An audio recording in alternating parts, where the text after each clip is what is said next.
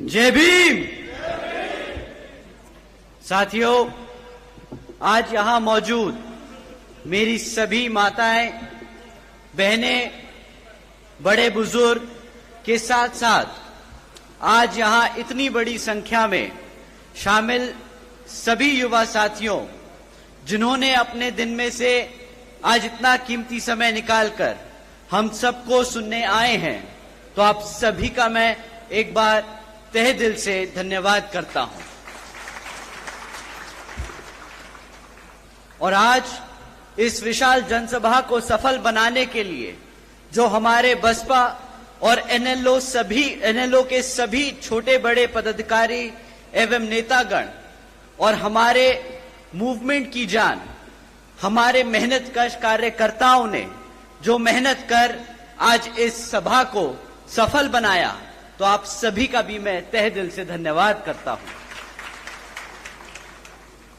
साथियों, मैं यहां हरियाणा में होने वाले विधानसभा आम चुनाव के संबंध में कुछ जरूरी बातें आप लोगों के बीच में रखना चाहूंगा, परंतु पहले मैं अपने सभी संतों, गुरुओं व महापुरुषों में से खासकर महात्मा ज्योतिबा फूले, छत्रपति शाहूजी महाराज, नारायण गुरु, पेरियार रामास्वामी जी, बाबा साहब डॉक्टर भीमराव अंबेडकर जी एवं मान्यवर साहब श्री काशीराम जी को नमन करता हूं। साथियों, मैं बहुजन समाज पार्टी की राष्ट्रीय अध्यक्ष व उत्तर प्रदेश की 4 बार मुख्यमंत्री व पूर्व सांसद आदरणीय बहन जी के नाम से लोकप्रिय बहन कुमारी मायावती जी का मैं पूरे तहे दिल से आभार प्रकट करता हूं। साथियों, जिन्होंने अपनी पूरी जिंदगी बामसेफ, DS4 वे बीएसपी के जन्मदाता एवं संस्थापक मान्यवर साहब श्री काशीराम जी के बताए हुए रास्ते पर चलकर परम पूज्य बाबा साहब डॉक्टर भीमराव अंबेडकर जी के मानवतावादी व आत्मसम्मान व स्वाभिमान के मूवमेंट के कारवां को अपने आजीवन त्याग, तपस्या व कड़े संघर्ष के जरिए एक नई राजनीतिक ऊर्जा, शक्ति प्रदान की है तथा उत्तर प्रदेश जैसे विशाल व महत्वपूर्ण राज्य में 4 बार अपनी पार्टी बीएसपी के नेतृत्व में सरकार बनाकर खासकर बहुजन समाज के लिए एक ऐसी मिसाल बन गई हैं, जिससे प्रेरणा लेकर करोड़ों लोग यहां हरियाणा में भी सामाजिक परिवर्तन व आर्थिक तरक्की के मिशनरी कार्य से जुड़ चुके हैं। इतना ही नहीं, बल्कि मैं खुद भी उनके इस नेतृत्व से प्रभावित होकर बीएसपी मूवमेंट से जुड़ा हूं और उनके पदचिन्हों पर चलकर इस मिशनरी दायित्व को, कर्तव्य को व फर्ज को अपनी आखिरी सांस तक निभाने की पूरी कोशिश करूंगा। साथियों, मैं हमारे alliance partner Indian National Lokdal NLO के संस्थापक एवं पूर्व उप प्रधानमंत्री श्री चौधरी देवीलाल जी को तहे दिल से नमन करता हूं। साथ ही एनएलओ के राष्ट्रीय अध्यक्ष श्री ओम प्रकाश चौटाला जी और आज हम सबके बीच में मौजूद एनएलओ के महासचिव, राष्ट्रीय महासचिव और हमारे गठबंधन की ओर से हरियाणा प्रदेश के मुख्यमंत्री के उम्मीदवार श्री अभय सिंह चौटाला जी का भी तहे दिल से धन्यवाद और आभार प्रकट करता हूं। साथियों, पिछले 10 सालों से यहां पर हरियाणा प्रदेश में बीजेपी की सरकार चल रही है और अब चुनाव सर पर है, तो ये बीजेपी के लोग फिर से आपके बीच में आकर आपसे वोट मांगने का काम करने वाले हैं। परंतु साथियों, इस बार आप सबको वोट डालने से पहले इनसे कुछ जरूरी मुद्दों पर सवाल करना बहुत जरूरी है। साथियों, मैं आपसे जाति और धर्म के आधार पर सवाल करने को नहीं कहूंगा। मैं आपसे कहूंगा, इनसे सवाल जरूर करें शिक्षा पे, रोजगार पे और यहां हरियाणा में बढ़ती हुई महंगाई पे। साथियों, यहां मौजूद सभी मां बाप और युवा साथियों से मैं पूछना चाहूंगा कि क्या मिला है आप सबको शिक्षा के नाम पर इस बीजेपी की सरकार में। बताइए साथियों, पिछले बीजेपी के सरकार के चलते हुए पिछले 10 सालों से सरकार ने यहां पे 5000 से ज्यादा प्राइमरी स्कूल बंद करने का काम किया। साथियों, एक तरफ पढ़ने वाले बच्चों की संख्या बढ़ रही है और दूसरी तरफ भाजपा की सरकार हमारे प्राइमरी स्कूल्स को बंद करने का काम कर रही है। साथियों, आज प्रदेश में 2200 सरकारी सीनियर सेकेंडरी स्कूल्स में 1000 से ज्यादा स्कूलों में प्रिंसिपल नहीं है। साथियों, जब आपके बच्चों के स्कूल बंद कर दिए जाएंगे और जब उन स्कूल बचे कुचे स्कूलों में और अगर पढ़ाने के लिए शिक्षक नहीं होंगे तो आप ही बताइए कि क्या यहां हमारे बच्चों के भविष्य से खिलवाड़ हो रहा है कि नहीं हो रहा है। आप ही बताइए, अगर इस तरह सरकार चलती रही तो क्या वो आपके बच्चों के भविष्य से खिलवाड़ कर रहे हैं या नहीं। बताइए, हाथ उठा के बताइए, आपको लगता है खिलवाड़ हो रहा है कि नहीं। साथियों, बीजेपी के शासनकाल के दौरान शिक्षा के नाम पर सिर्फ पेपर लीक की खबरें हमें आए दिन सुनने को मिलती आ रही हैं। साथियों, ऐसा कोई भी सरकारी डिपार्टमेंट नहीं बचा जिसकी भर्ती के परीक्षा के पेपर पिछले 5 से 10 सालों में ना लीक हुए हों। आप ही बता दीजिए, जो हमारे युवा साथी आज यहां मौजूद हैं, आपने कितनी सरकारी नौकरियों के लिए परीक्षा दी और कितनी आपके परीक्षा के जो दिए हुए पेपर हैं वो लीक हो गए और आपको नौकरी नहीं दी गई। बताइए, यहां मेरे जितने भी युवा साथी हैं, हाथ उठाकर बताइए। साथियों, हकीकत तो ये है कि बीजेपी हो या कांग्रेस, दोनों ही पार्टियों ने हमारे बच्चों के भविष्य के साथ खिलवाड़ किया है। एक ने सरकार में रहकर कुछ नहीं किया और दूसरा विपक्ष में रहकर भी हमारे बच्चों की शिक्षा के लिए आवाज नहीं उठा पाया। तो साथियों, आप बताइए, क्या ऐसी पार्टियों को हक है सत्ता में आने का दोबारा? बताइए, हक है कि नहीं? तो साथियों, आने वाले इस विधानसभा आम चुनाव में इसका जवाब आप यहां अपनी बीएसपी और एनएलओ पार्टी के सामने वाला निशान बटन दबाकर अपने यहां प्रत्याशी को जिताकर और हमारे अभय सिंह चौटाला जी को मुख्यमंत्री बनाकर उनको खदेड़ बहार कर ये जवाब जरूर देंगे। साथियों, एक तरफ बीजेपी और कांग्रेस की सरकार जो गरीब विरोधी नीतियों पर चल रही है और दूसरी तरफ हमारी आदरणीय बहन कुमारी मायावती जी की नीतियां हैं, जिसके तहत चलकर यूपी में बीएसपी की सरकार ने सावित्रीबाई फूले बालिका शिक्षा आशीर्वाद योजना चलाई थी। साथियों, आपको जानकर हैरानी होगी कि जिस तरह इस योजना के तहत 7 लाख से ज्यादा बच्चियों को 12वीं तक की शिक्षा प्राप्त करने के लिए 600 करोड़ से ज्यादा की लागत इन बच्चियों को अपने पैरों पर खड़ा कर एक उज्जवल भविष्य देने के लिए बहन जी ने उत्तर प्रदेश में खर्ची थी। और इतना ही नहीं साथियों, आदरणीय बहन जी ने अपने शासनकाल में यूपी में 5550 से ज्यादा प्राइमरी स्कूल्स का निर्माण करवाया था। इतना ही नहीं, पहली बार बहन जी ने हॉस्टल्स में गरीब वंचितों के बच्चों के लिए 27% आरक्षण का भी इंतजाम सुनिश्चित किया था। साथियों, एजुकेशन की बात है तो आपको जानकर हैरानी होगी कि इसके साथ साथ बहन जी ने, आदरणीय बहन कुमारी मायावती जी ने 6 engineering colleges, 2 homeopathic colleges, 24 polytechnic colleges, 2 paramedical colleges, 6 universities, 200 से अधिक इंटर व डिग्री कॉलेजेस और 550 से ज्यादा हाई स्कूल्स और 5,500 से ज्यादा प्राइमरी स्कूल्स और 100 से अधिक ITIs का बनाने का काम किया था, वो भी सिर्फ 5 साल में।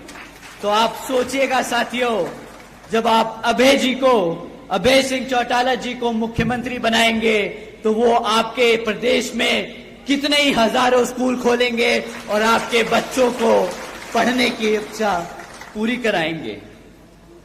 साथियों, ये लिस्ट बहुत लंबी है कि कभी कभी सोचकर मुझे हैरानी होती है कि सिर्फ 5 साल में कोई इतना काम कैसे कर सकता है। लेकिन साथियों, अगर अपने समाज के लिए, अपने लोगों के लिए काम करना कोई चाहे तो असंभव काम भी संभव हो जाता है। परंतु जैसा कि आप जानते हैं, यहां बीजेपी और कांग्रेस की सरकार रही है, उन्होंने कितने दिल से यहां पर आपके बच्चों के प्राइमरी स्कूल्स, कॉलेजेस, यूनिवर्सिटीज बंद करने का काम किया है। तो उनकी असलियत, उनकी मंशा आप सब लोग समझते हैं। परंतु साथियों, बीजेपी की सरकार ने पिछले 10 साल में यहां पर हमारे बच्चों के रोजगार के लिए भी कुछ ज्यादा काम नहीं किया है। आपको जानकर हैरानी होगी कि आज हरियाणा में 40% युवा बेरोजगार घूम रहा है। इतना ही नहीं साथियों, पिछले 10 साल में सरकार में लगातार होने के 10 साल सरकार में होने के लगातार बाद भी आज 2 लाख से ज्यादा सरकारी नौकरियों के पद खाली पड़े हैं। तो साथियों, आप समझ जाइए कि एक तरफ 40% युवा बेरोजगार घूम रहा है और दूसरी तरफ सरकार के पास 2 लाख से ज्यादा पद खाली पड़े हैं। तो आप समझ जाइए कि किस तरह ये सरकार, वो चाहे तो कल रात ही, आने वाले कुछ दिनों में ही हमारे सभी युवाओं को रोजगार दे सकती है। परंतु वो ये रोजगार देने की बजाय कौशल विकास निगम जैसी योजनाएं चलाकर परमानेंट जॉब्स को और कॉन्ट्रैक्चुअल जॉब्स के तहत यहां लोगों को रोजगार दे रही है। आपको जानकर शायद हैरानी हो कि ये जो परमानेंट जॉब्स हैं, इसके तहत आपको संविधान में दिया गया जो आरक्षण है वो मिलेगा, परंतु कॉन्ट्रैक्चुअल जॉब्स में कोई आरक्षण की व्यवस्था नहीं है। तो साथियों, ये सरकार सिस्टमैटिक तरीके से आप लोगों का आरक्षण खत्म करने का काम कर रही है।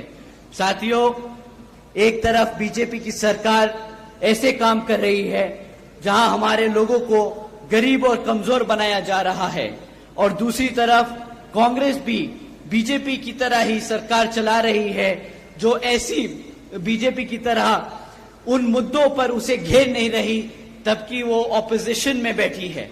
साथियों, आप लोगों को समझना होगा कि किस तरह बीजेपी आपके बच्चों को, आपके भविष्य को खत्म करने का काम कर रही है और कांग्रेस उनका चुपचाप विपक्ष में बैठकर उनका साथ दे रही है। साथियों, आपको जानकर हैरानी होगी कि एक तरफ ऐसी बीजेपी और कांग्रेस की सरकार है और दूसरी तरफ हमारे आदरणीय बहन कुमारी मायावती जी के शासनकाल के दौरान बसपा की सरकार ने यूपी में 90,000 से ज्यादा अधिक शिक्षकों को नौकरी दी थी, 1 लाख से अधिक सफाई कर्मचारियों को भर्ती किया था, 2 लाख से अधिक जवान पुलिस फोर्स में भर्ती की थी और 30 लाख से अधिक हमारे अपर कास्ट समाज के कमजोर लोगों को विभिन्न सरकारी नौकरियों देने का काम किया था। इतना ही नहीं बल्कि बहन जी के शासनकाल के दौरान बसपा की सरकार ने कृषि एवं संबंधित कार्यों में मिनिमम वेज को 55 रुपए से बढ़ाकर 100 रुपए प्रतिदिन किया था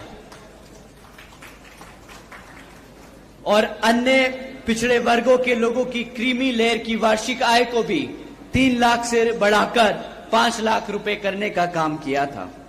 साथ ही साथ बहन जी ने गन्ना खरीद के दाम भी दुगने कर दिए थे। साथियों, उसी तरह जब आप अभय जी को यहां पर मुख्यमंत्री बनाने का काम करेंगे तो उसी तरह यहां पर भी आपकी फसल का सही दाम दिलाने का हमारे मुख्यमंत्री जी आप लोगों का पूरा काम करेंगे। साथियों, महंगाई पे मैं आप लोगों को क्या ही बोलूं। बीजेपी की सरकार एक तरफ बोलती है कि मुफ्त में राशन देने की स्कीम चलाकर कि हमने मित्रों, आज बीजेपी के सरकार ने 80 करोड़ से ज्यादा देशवासियों को मुफ्त में राशन देने का काम किया है, परंतु इन्हें समझ नहीं आता कि अगर आप 80 करोड़ जनता को मुफ्त में राशन देने का काम कर रहे हैं तो इसका मतलब ये 80 करोड़ जनता अपने पैरों पर खुद खड़े होकर अपने आप कमा नहीं सकती, अपने आप राशन नहीं खरीद सकती। तो साथियों, जो सरकार आपके समाज को, आपके भविष्य को इस कदर खोखला कर दे कि वो अपने घर में खुद ही राशन खरीद कर अपने माँ बाप को ना खिला सके, तो क्या ऐसी सरकार को आप चाहेंगे कि वो सत्ता में बनी रहे या नहीं? तो साथियों, समय आ गया है ऐसी सरकार को सत्ता से उखाड़ फेंक यहां पर अभय सिंह चौटाला जी को मुख्यमंत्री बनाकर अपने भविष्य को सुरक्षित करने का।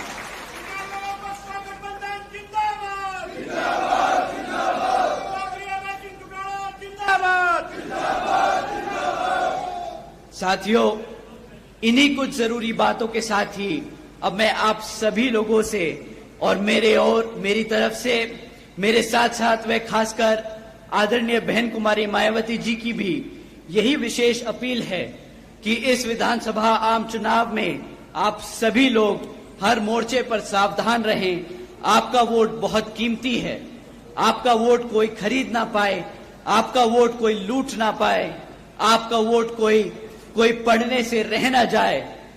जाति, बिरादरी, धनबल, मंदिर, मस्जिद या किसी भी भावना आदि के नाम पर कोई स्वार्थ में अपने जाल में आप लोगों को फंसाकर आपके वोटों का दुरुपयोग ना कर ले, क्योंकि देश के हर एक महिला, पुरुष व युवा को वोट का अधिकार यहां परम पूज्य बाबा साहब डॉक्टर भीमराव अंबेडकर जी के अति महत्वपूर्ण देन है। और मैं आप सभी से ये भी खास अपील करता हूं कि आपके यहां जिन क्षेत्र में बीएसपी और एनएलओ के विधानसभा उम्मीदवार चुनाव लड़ रहे हैं, तो उन्हें आप लोग वोटिंग मशीन पर बीएसपी का हाथी चुनाव चिन्ह और एनएलओ का चश्मे का चुनाव चिन्ह के सामने वाला बटन दबाकर भारी वोटों से यहां जरूर जिताने का काम करें। और अब अंत में मैं अपनी बात खत्म करने से पहले एक बार फिर से आप सभी का तहे दिल से धन्यवाद करता हूं। आप सब आज यहां इतनी बड़ी संख्या में मौजूद हुए, आप सबका तहे दिल से धन्यवाद। जय भीम, जय भारत।